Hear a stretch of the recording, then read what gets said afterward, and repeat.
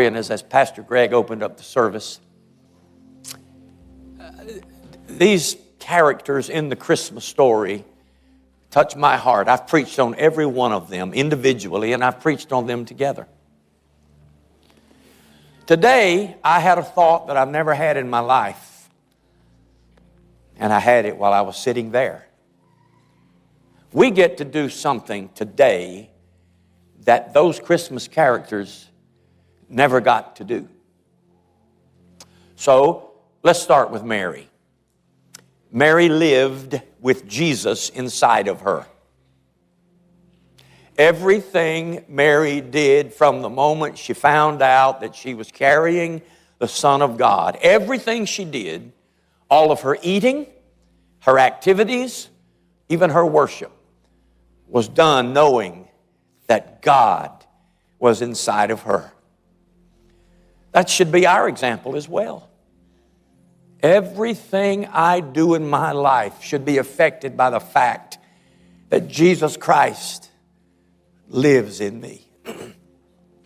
Even the minutest things should always be painted with this beautiful expression: Christ in me, the hope of glory. And then there were the shepherds. They've already been mentioned. They went to find him. Let's go find this thing that was spoken to us. Something so moved them. And granted, they saw angels.